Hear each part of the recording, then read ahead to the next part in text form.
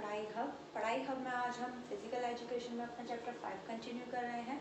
Chapter number 5 में ये हमारी थर्ड वीडियो है जिसमें आज हम पढ़ेंगे कॉमन पोस्चरल डिफॉर्मिटीज़ के बारे में। तो देखिए, कॉमन पोस्चरल डिफॉर्मिटीज़ से पहले आपका इसमें एक और टॉपिक दे रखा है, that is known as posture या फिर गुड पोस्चर। तो देखिए, पोस्चर या फिर गुड पोस्चर होता क्या है। पोस्चर का मतलब होता है आपकी बॉडी किस शेप में, मतलब कैसे आप बैठ रहे हैं, कैसे आप उठ रहे हैं, या फिर एक तरीके से हम कह सकते हैं आपका फिजिकल अपीयरेंस कैसा है, उसी को हम पोस्चर कहते हैं। तो एक गुड पोस्चर और बैड पोस्चर क्या होता है। तो देखिए, गुड पोस्चर और बैड पोस्चर के बारे में मैं आपको बताऊं। अगर गुड पोस्चर की अगर हम बात करें तो यहाँ पर आपका अलाइनमेंट एक वर्ड आता है।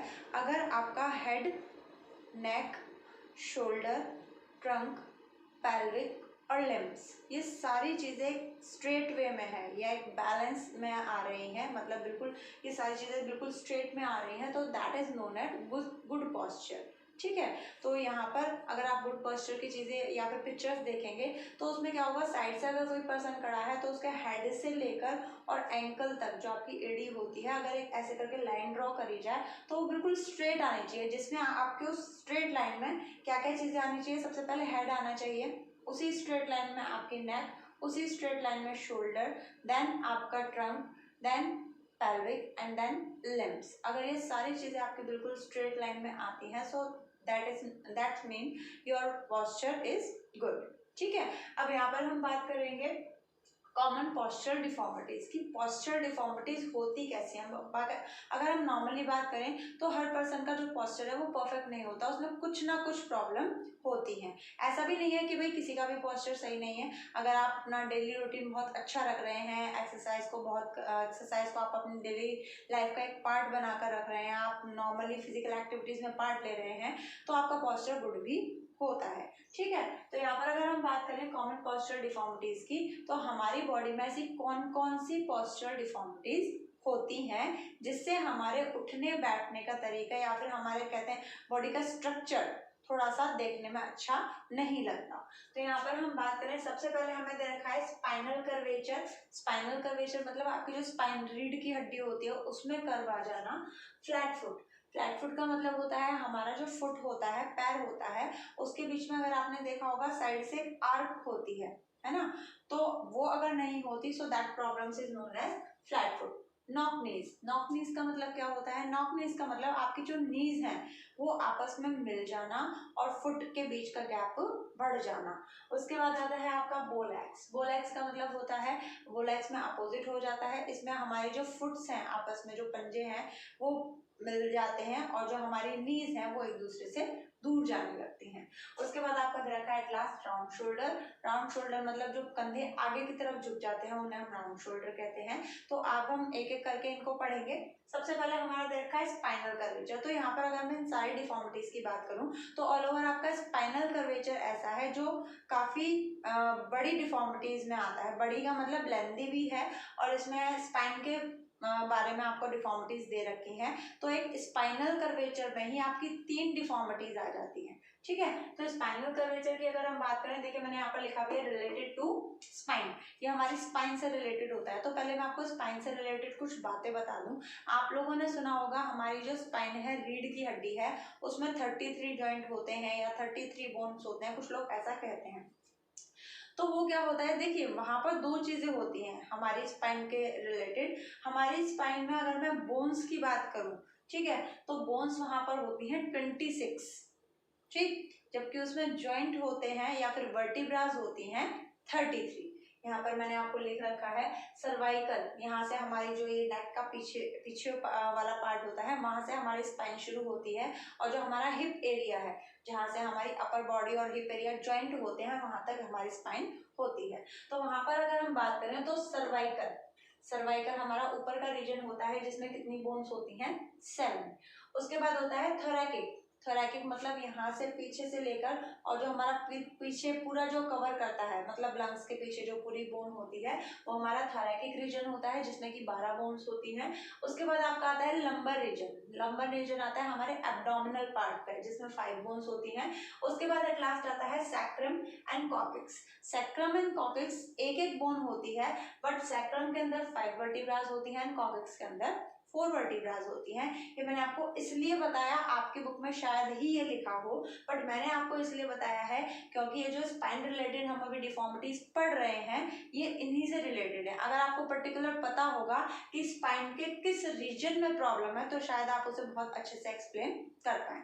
ठीक है, चलिए काइफोसिस, अगर हम बात करें काइफोसिस की तो देखिए काइफोसिस में यहाँ पर आपको दे रखा है रिलेटेड टू थोरैकिक रीजन। थोरैकिक रीजन मतलब ये वाला। इसमें क्या होता है, जो हमारा थोरैकिक रीजन है, थोरैकिक रीजन हमारा अप्रॉक्स ये जो शोल्डर के पीछे का पार्ट है, शोल्डर के पीछे के पार्ट से जो हमारे लंग्स होते हैं, जो रिब्स होती हैं, उनके पीछे जो स्पाइन होती है वो सब किसमें आती है, थोरैकिक रीजन में। थोरैकिक रीजन में जो हमारी ये जो बोन्स है वो बाहर की तरफ, मतलब पीठ में जब बाहर की तरफ एक उठाव आना स्टार्ट हो जाता है तो उसी को हम काइफोसिस कहते हैं। इसमें हम इसको लिखते हैं अपवर्ड कर्व। जो कर्व है वो बाहर की तरफ, जैसे कि होता है बॉडी के अंदर की तरफ जो कर्व होता है उसे इनवर्ड कर्व कहते हैं, बॉडी के बाहर की तरफ जो कर्व होता है उसे हम आउटवर्ड कर्व कहते हैं। तो यहाँ पर जो हमारा कर्व है आउटवर्ड होता है, कौन से रीजन में, थोरैकिक रीजन में। ये जो हमारा ये वाला पार्ट है थोरैकिक रीजन का 12 बोन्स का, ये बाहर की तरफ मुड़ने लगता है। ठीक है, इससे क्या होता है, it is also called round upper back. इसको हम राउंड अपर बैक भी कहते हैं। इससे जो हमारी बैक है वो राउंड अपर मतलब पीछे की तरफ उठ जाती है।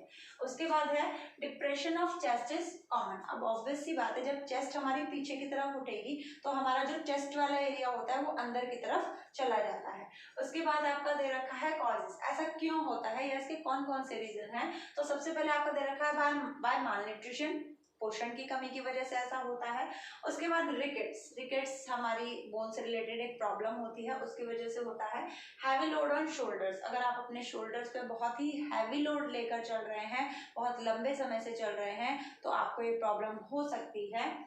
Habit of doing work leaning forward, सारे काम को झुककर करने की आदत अगर आप में है तो आपको ये प्रॉब्लम हो सकती है। कुछ बच्चे होते हैं बिल्कुल बुक रखी है नीचे, बिल्कुल उस पर झुककर पढ़ते हैं, है ना, नॉर्मली खड़े भी हैं तो थोड़ा सा आगे की तरफ झुकते खड़े, तो ऐसा नहीं होना चाहिए। कई लोगों की ये हैबिट होती है, कुछ लोग शाइनेस की वजह से भी ऐसा करते हैं, आगे की तरफ झुक जाते हैं, तो ऐसा नहीं होना चाहिए। अगर हम हर टाइम आगे की तरफ ही झुके रहेंगे तो ऑब्वियस सी बात है हमारा बॉडी पोस्चर वैसा ही बन जाएगा। ठीक है, उसके बाद मसल्स वीकनेस, हमारी मसल्स का कमजोर होना, उसकी वजह से भी हो सकता है। इसके बाद मैंने आपको दिया है करेक्टिव मेजर एंड रेमेडी।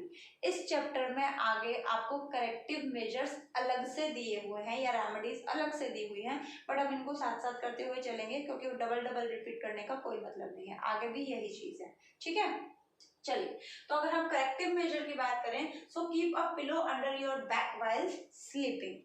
जब आप सोएं तो अपने बैक के पीछे, मतलब आपका जो बैक है, जो पीठ है, उसके पीछे पिलो रखकर सोएं। ठीक है, क्योंकि जब हम सोते हैं तो ऑलमोस्ट हम 6 से 7 घंटे का अपना स्लीपिंग आवर्स लेते हैं, तो 6 से 8 घंटे जब हम उसी पोजीशन में होंगे या फिर मोस्ट ऑफ द टाइम 4 से 5, कभी आपने करवट वगैरह भी ली तो भी आप मुश्किल से 4-5 घंटे तो सेम पोजीशन में रहेंगे, जिससे क्या होगा वो थोड़ा थोड़ा ठीक होना स्टार्ट होगा। इसके बाद परफॉर्म धनुरासन, नौकासन एक्सेट्रा। अब ये धनुरासन क्या है, नौकासन क्या है, नौकासन क्या है, नौकासन आपका आता है आपकी बॉडी को नाव की शेप में बनाना, ऐसे ही धनुरासन आपको ये सब दिए हुए हैं, आपका जो योगा वाला चैप्टर है उसमें पिक्चर्स हैं, या फिर आप इन नेम से अगर सर्च करेंगे तो आपको इनकी पिक्चर्स मिल जाएंगी। ठीक है, उसके बाद और सिंपल अगर मैं बताऊं, यहाँ पर थोरैकिक रीजन में हमारा यहाँ पर पीठ पर ऊपर की तरफ जो हमारी पीठ है वो ऊपर की तरफ करवाने लगता है, तो जब हम स्टैंडिंग पोजीशन में अपनी नेक को बैक साइड स्ट्रेच करते हैं, मतलब पीछे की तरफ, ठीक है, तो उससे भी ये इसको थोड़ा थोड़ा क्योर होने लगता है। ठीक है, उसके बाद आपका आता है लॉर्डियोसिस। अब लॉर्डियोसिस क्या है, so lordosis is a inward curvature of spine in lumbar region. जैसे ही थोरैकिक हमारा जो बोन है खत्म होती है, वैसे ही लंबर बोन हमारी स्टार्ट हो जाती है। मैंने आपको क्या बताया, लंबर बोन हमारी कहाँ होती है, लंबर रीजन कहाँ होता है, एब्डोमिनल पार्ट पे। एब्डोमिनल पार्ट के पीछे जो स्पाइन होती है that is known as lumbar region, जिसमें 5 बोन्स होती हैं।